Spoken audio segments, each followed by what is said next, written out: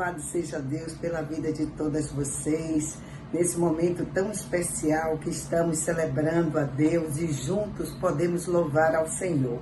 Que prazer estar junto com vocês para contemplar a beleza do nosso Deus e passar experiências do nosso campo missionário e como Deus tem nos abençoado.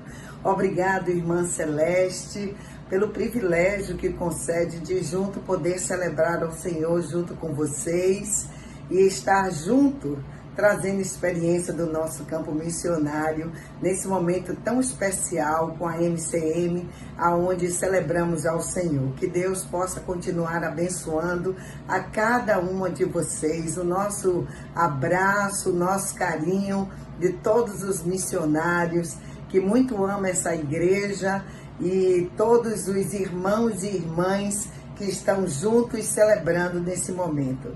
Eu quero convidar a você, minha querida irmã e irmão, a abrir a sua Bíblia no Evangelho de Mateus, no capítulo 4 e o versículo de número 18.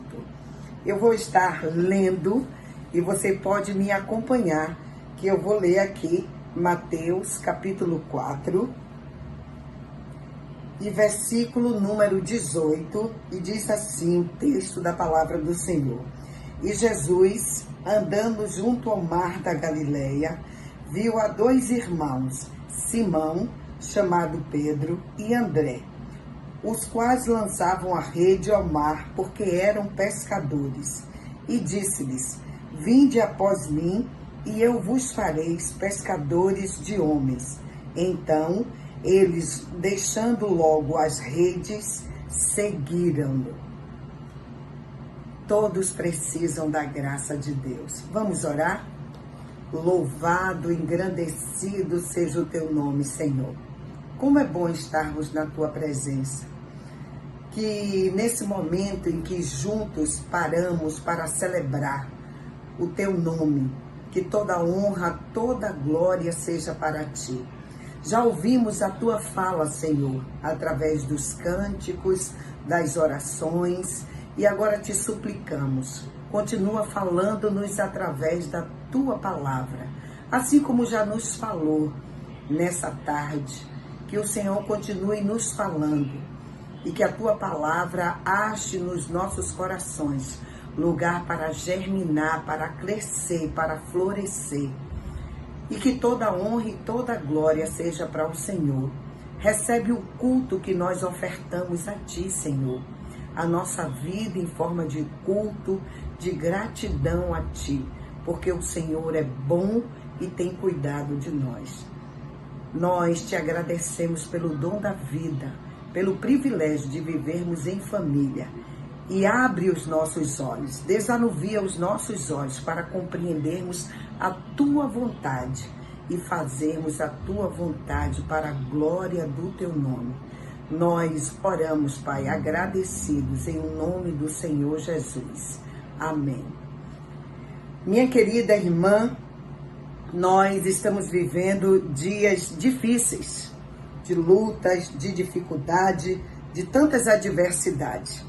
Mas é dia de aprendizado, dias que nós estamos aprendendo a reconstruir a nossa vida. É tão tremendo pensarmos sobre isso, porque aprendizado é mudança. Aprendizado é mudança, porque se eu ouço, se eu vejo, mas se eu não mudo, eu não aprendi nada, tá? E eu quero começar falando isso sobre a vocês. Porque aprendizado é mudança. Eu aprendo, eu mudo. Se eu não mudar, eu não aprendi nada. Eu passo por lutas, por dificuldades, por problemas, por adversidade. E se não houver a mudança, o aprendizado não se concretizou em minha vida. É tão tremendo para falarmos sobre isso, porque o aprendizado é um fenômeno que relaciona-se ao ato de aprender. E Jesus é o mestre, que está o tempo inteiro nos ensinando. Quando você se debruça para ler a palavra de Deus, você vai ver o tempo inteiro Ele está nos ensinando. E toda a sua vida, em toda a sua trajetória, ele está sempre nos ensinando. Ele foi sempre e é chamado de mestre.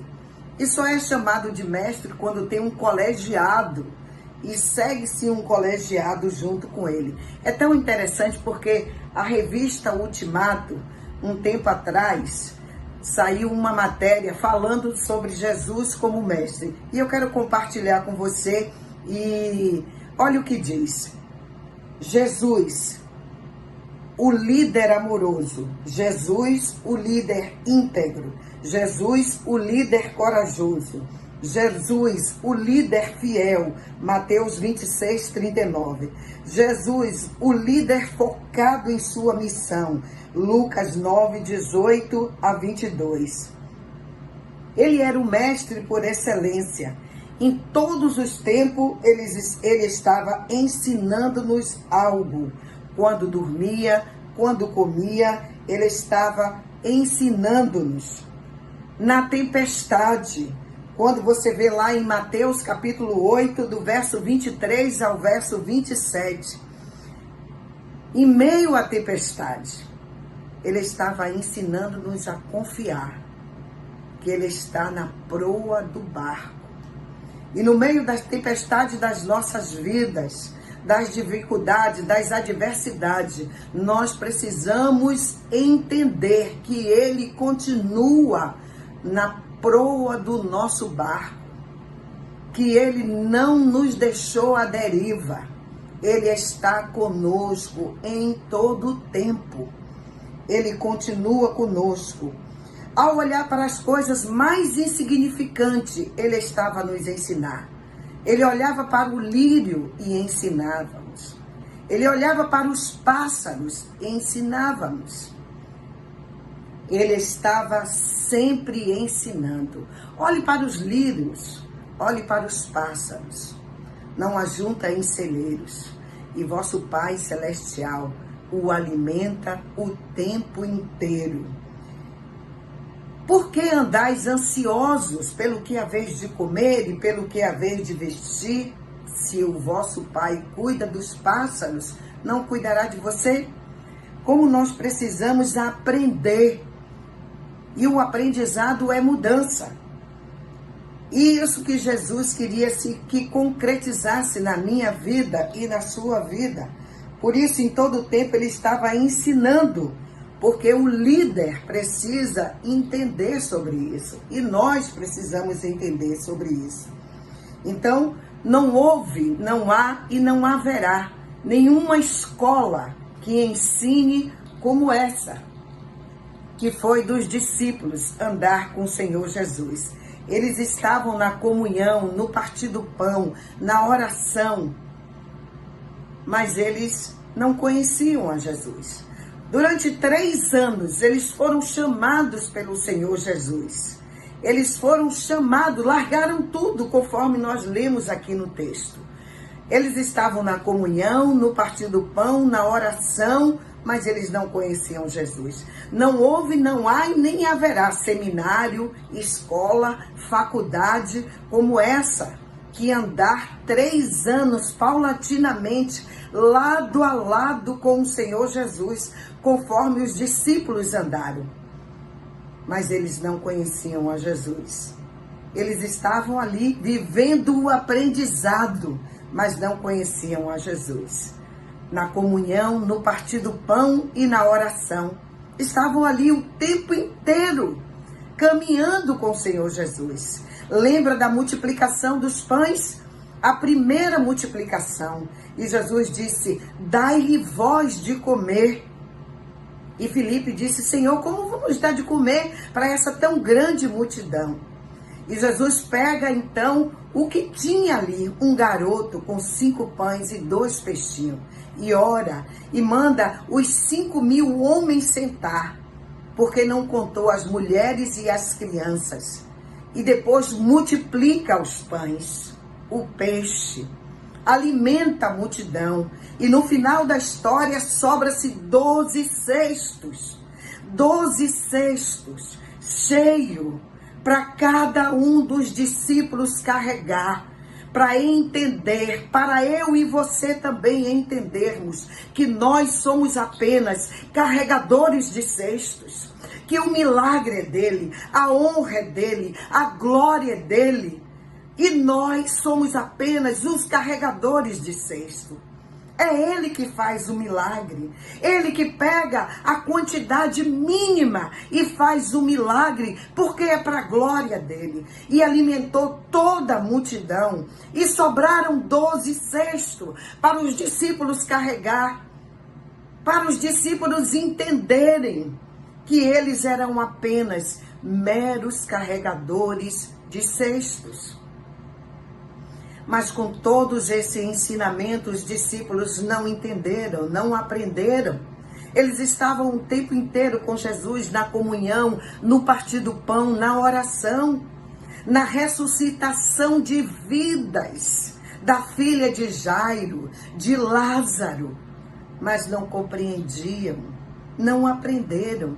Caminhavam com Jesus, mas não conheciam a Jesus. Quando Jesus disse que é o pão da vida, um perguntou para ele: Senhor, mostra-nos o Pai, e isso nos basta.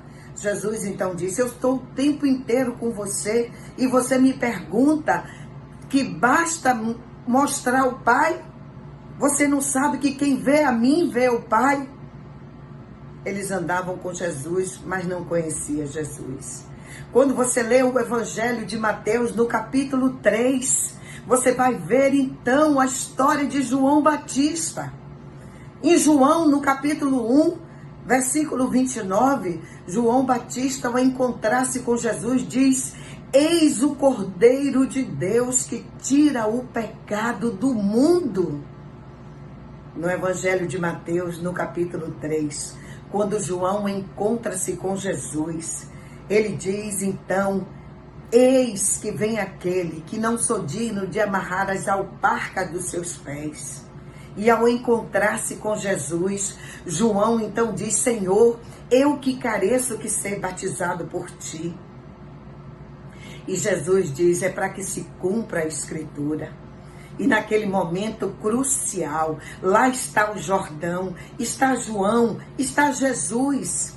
E Jesus é batizado por João. E naquele momento ímpar, daquele encontro maravilhoso, aonde Jesus é batizado, o céu abre-se. E o Espírito de Deus vem em forma como se de uma pomba.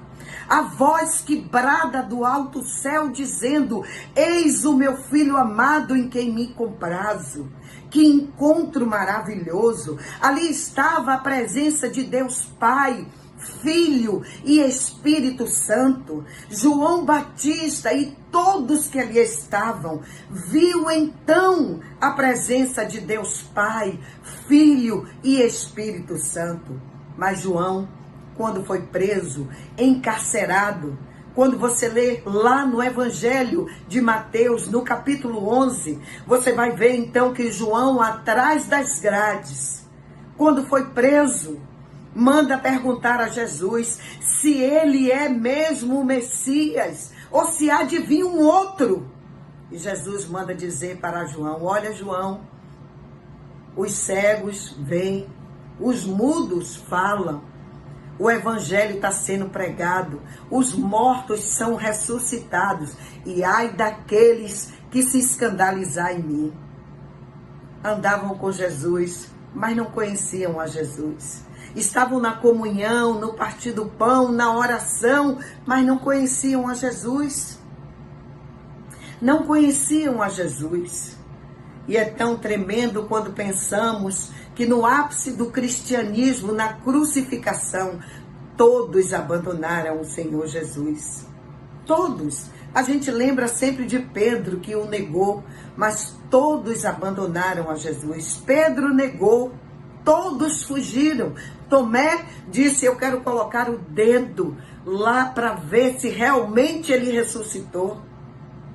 Foram 3 anos de aprendizado, mas eles não conheciam a Jesus. Andavam com Jesus, mas não conheciam Jesus. Estavam na comunhão, no partir do pão, na oração, mas não conheciam a Jesus. No momento crucial da crucificação, todos abandonaram a Jesus. Foram embora. Pedro negou. Todos partiram. E meus irmãos, Jesus ressuscitou. Aleluia! Glória a Deus! E após a sua ressuscitação, ele vai em busca de todos eles. Pedro voltou a pescar. E não só voltou a pescar, levou todos os outros com ele, porque era um líder nato. E Pedro ficou tão decepcionado, porque todo o seu sonho havia acabado. E voltou a pescar. E ele foi pescar. E outros foram com ele. E ele foi pescar e passou a noite inteira pescando. E não pegou nada. Quando você lê lá o Evangelho de João, no capítulo 21, você vai ver que ele passou a noite inteira pescando. Não pegou nada. E então, ele ouve aquela fala na beira da praia. Você pescou alguma coisa? Ele disse, passei a noite inteira pescando. Não peguei nada. Lance a rede do outro lado do mar. E sobre a fala do Senhor, ele lançou a rede do outro lado do mar. Pegou 153 grandes peixes. Quando ele identifica a fala que é Jesus, ele lança-se ao mar. E ao chegar na praia, a rede que não rompeu, lá estava pronto a ceia.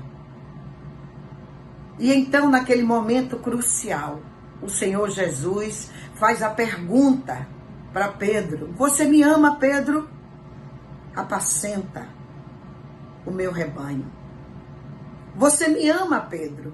Apacenta as minhas ovelhas. Você me ama, Pedro?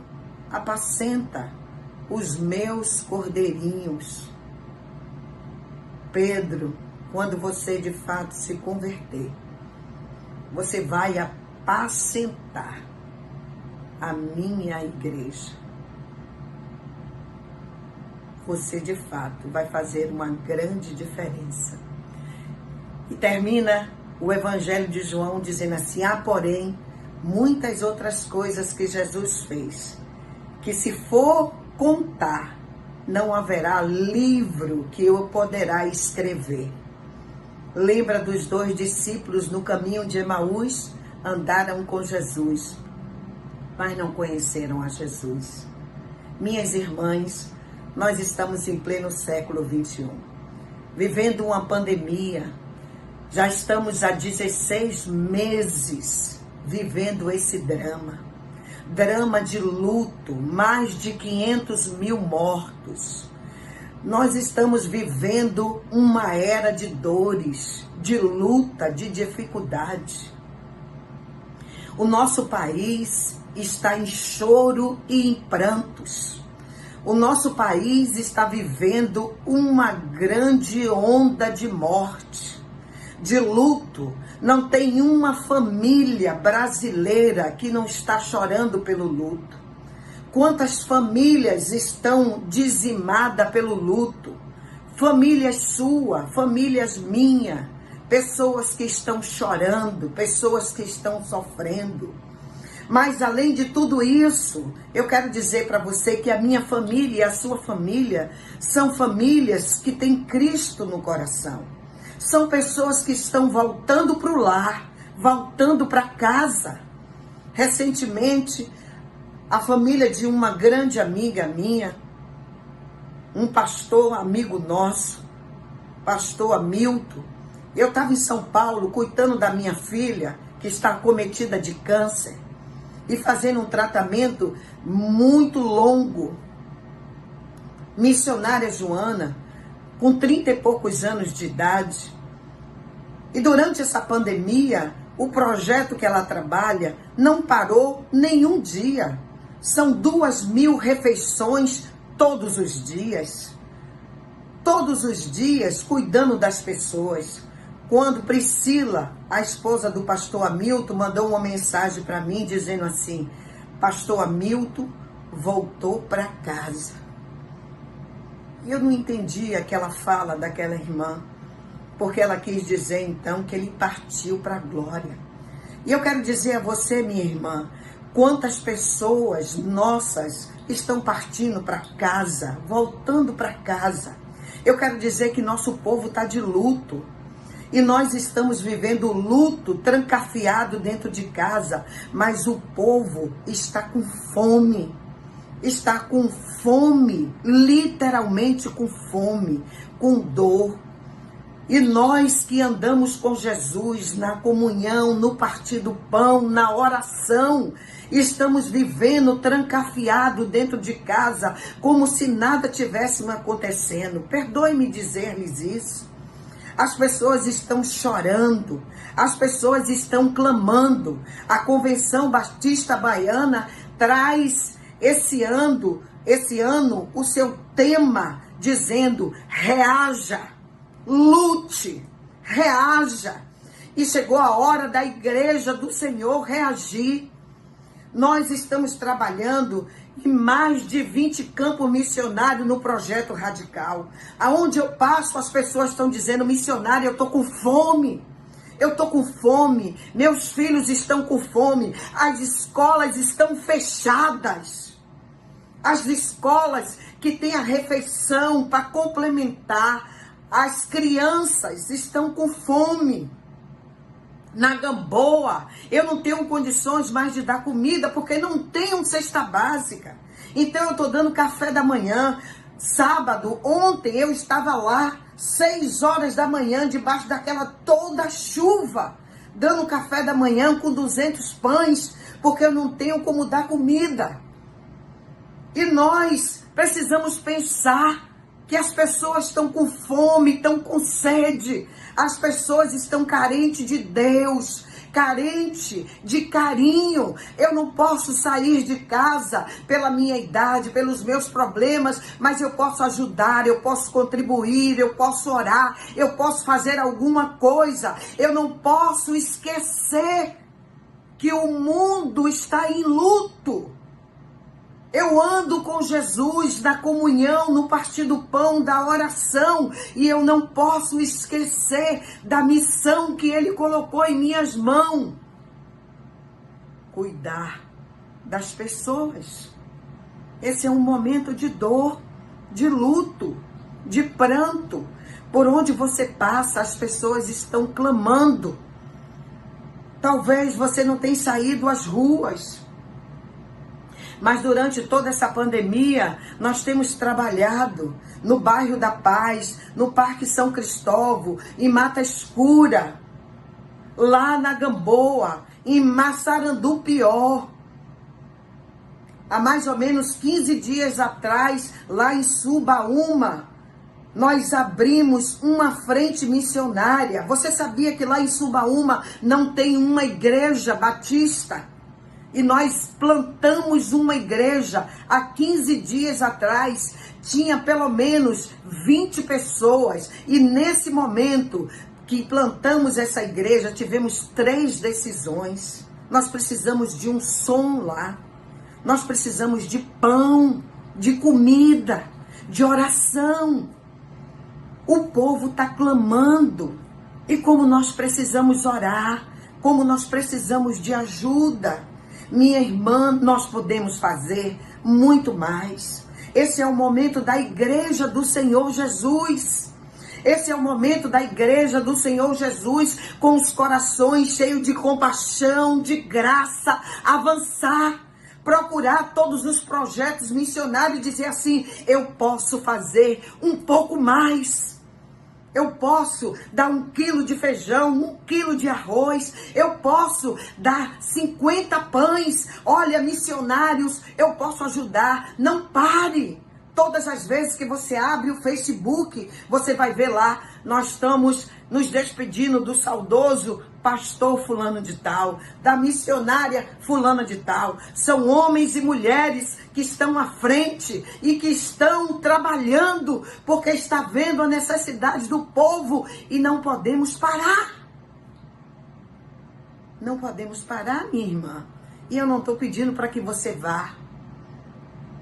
Mas eu estou pedindo para que você segure as cordas, para que você ore, para que você contribua, para que você encha seu coração de compaixão, de graça e que você ajude para que outras pessoas sejam alcançadas. Talvez não seja do seu conhecimento, minha irmã, mas as pessoas estão tirando a sua própria vida com fome, com sede. E a igreja do Senhor precisa nessa hora se levantar e avançar. Todas as vezes que a igreja foi coagida, a igreja avançou. Na época de Neemias, quando a igreja foi coagida, ela avançou. Em 52 dias construíram um muro. Todas as vezes que a igreja foi presa, coagida, a igreja avançou. Não é hora de pararmos, é hora de avançarmos. É hora de levantar a bandeira de Cristo e aqueles que estão na linha de frente, ir à frente, mesmo que muitos retornem para casa. Meus irmãos, minhas irmãs, todos os dias eu digo, Senhor, eu sei que minha família está na linha de frente. Meus 2 filhos são pastores. A minha filha caçula tem 34 anos. Está lutando contra um câncer. Mas todos os dias, quando pergunto para ela, minha filha, não vá para Cracolândia, não vá. E ela diz para mim, minha mãe, as pessoas estão com fome. As pessoas estão com fome. Eu não posso parar. Nós andamos com Jesus na comunhão, no partir do pão e na oração. O que faria Jesus hoje, em plena pandemia? Há dias atrás, aqui na nossa cidade, um jovem de 20 e poucos anos, chamado Fernando, se lançou do elevador Lacerda. As pessoas ficaram olhando e ele, desesperado, com o telefone da família no bolso, se lançou. Uma semana depois, no Cabula, um outro rapaz se jogou de um prédio em uma altura.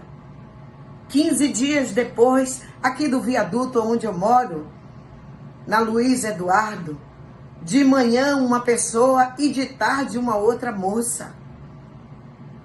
Minhas irmãs, as pessoas estão clamando. E nós que andamos com Jesus na comunhão, no partir do pão, na oração, não podemos ficar parados diante dessas atrocidades. Nós temos que orar, nós temos que levantar um grande exército de intercessão, de oração. Nós temos que levantar um grande exército de doações para ir nos lugares das pessoas necessitadas. As pedras estão clamando. Cada vez que eu ligo a televisão e vejo as pessoas fazendo campanha, levantando alimento e indo, levando para as favelas, eu pergunto, Senhor, aonde está o povo de Deus? Aonde está o povo das nossas igrejas? A minha igreja de Mata Escura, que eu chamo de Mata da Luz, todo domingo está lá levando 150 marmitex. As irmãs idosas produzem essa marmitex e levam, são elas que levam dentro da comunidade. Todo domingo elas vão levar dentro da comunidade. O povo está com fome, o povo quer comida. Aonde está o povo de Deus? Trancado dentro das suas casas, vivendo dentro das suas sombras, dentro dos seus lutos. Chegou a hora da igreja do Senhor encher o seu coração de compaixão e ir em busca dos necessitados. Tu me amas, cuide das ovelhas. Tu me amas, Cuide dos cordeirinhos. Você me ama. Cuide dos necessitados. Eu chego na Gamboa, eu vejo lá Dona Helena, que nós estamos evangelizando, tem 85 anos. Nenhum dia desses, durante toda a pandemia, ela não deixou de estar dentro da missão, fazendo mingau. Ela me perguntou outro dia, Dona Helena, cadê a igreja? O povo está com fome. Quando ela me perguntou isso, eu chorei. E eu disse, Senhor, eu tenho que comprar do meu bolso pão. Eu tenho que comprar. Ontem eu comprei um fogão industrial. Parcelei com o meu cartão, porque a gente está com um fogão que só está funcionando 2 bocas. Ontem eu comprei 50 pratos, copos para as crianças, estão com fome. Nós estamos dando aula de balé. Eu reuni as crianças, as professoras disseram assim, Soraya, essas crianças não estão produzindo. Eu sentei com as 12 crianças e eu comecei a conversar com as 12 crianças. E lá para tanto eu perguntei assim, opa, vamos saber o que foi que vocês hoje comeram de gostoso em casa? E 2 crianças falaram para mim, eu comi 2 biscoitos. E as mães mandam ficar no mar, tomando banho de mar o dia inteiro, porque não tem o que comer. E eu fiquei envergonhada, porque eu estou levando atividade para as crianças e elas estão com fome. E eu parei tudo. E nós estamos comprando. As crianças chegam de manhã, a gente dá café, a gente faz o almoço, a gente dá aula para elas. O povo está com fome. Aonde está o povo de Deus? Nós andamos com Jesus na comunhão, no partir do pão, na oração, mas nós não conhecemos a Jesus. Essa é a hora da manifestação do povo de Deus. Na televisão a gente só vê as pessoas fazendo campanha e ajudando o próximo. E nós estamos aonde, irmãs? Aonde está o povo de Deus? Nós que andamos com Jesus na comunhão, no partir do pão e na oração. Nós que conhecemos a graça, a manifestação do poder de Deus. Reaja. Chegou a hora de lançar a rede do outro lado do mar. Chegou a hora de manifestarmos a compaixão e a graça do Senhor Jesus. Chegou a hora, minha irmã, de nós nos levantarmos como igreja do Senhor Jesus e ir para a rua. Quem puder ir. Quem não puder, minha irmã, ajude-me, que meu povo está na rua. Eu posso mandar para você e mostrar para você que meu povo está na rua, trabalhando, cuidando do povo. Eu disse, ninguém é obrigado a ir, mas eu estou na rua.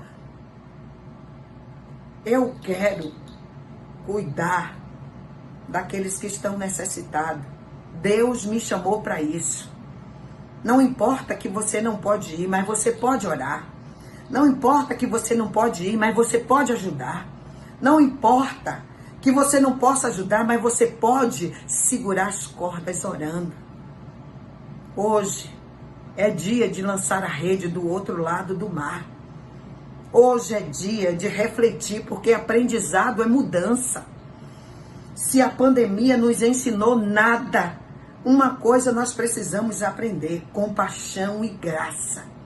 Se durante esses 16 meses que estamos parados, trancafiados dentro de casa, não aprendemos nada, precisamos aprender a cuidarmos uns dos outros, cuidarmos daqueles que Jesus então colocou nas nossas mãos. É hora de cuidarmos dos necessitados. Se você e eu estamos sofrendo, como estão as pessoas lá fora? Sem escola, sem o pão, sem o alimento, sem abrigo. Eu estou construindo casa. Eu estou cuidando do necessitado. Mas o que eu faço é um pouco, porque eu estou fazendo sozinha. Nós podemos fazer muito mais se unirmos força.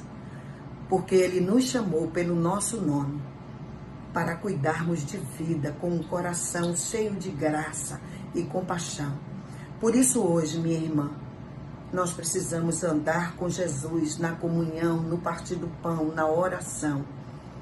E dizer, Senhor, eu te conheço. E eu posso fazer muito mais. Hoje, eu quero lhe desafiar a lançar a rede do outro lado do mar. Lance a rede do outro lado do mar. Hoje Jesus está chamando a mim para você e está dizendo, olha, o que você fez? Você pescou a noite inteira, não pegou nada, tudo bem, não tem problema. Lance a rede do outro lado do mar. Hoje, lance a rede do outro lado do mar. Ainda dá tempo. Ainda tem muitas pessoas sofrendo. Tem muitas pessoas que precisam de ajuda. Lance a rede do outro lado do mar. Por certo, pegaremos muito mais do que 153 grandes peixes. Sabe do que mais? Quando chegarmos na beira da praia, a ceia vai estar pronta. E sabe o que Jesus está dizendo para mim e para você? Você me ama? Cuide do meu rebanho. Você me ama? Cuide das minhas ovelhas. Você me ama? Cuide dos meus cordeirinhos.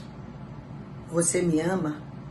Quando eu e você aprendermos de fato quem é Jesus, nós faremos a obra dele, cuidaremos uns dos outros e faremos aquilo que ele colocou para darmos seguimento à sua obra, com compaixão e graça, para cuidarmos dos necessitados, dando seguimento ao trabalho que Jesus iniciou. Nós queremos orar com você, para que a obra do Senhor continue, porque a obra do Senhor não pode parar. Não é a pandemia que vai nos deter, não é a situação do luto que vai nos parar. Não são as nossas dores que vai nos parar, porque o Senhor está no controle de tudo e de todas as coisas. Que assim seja.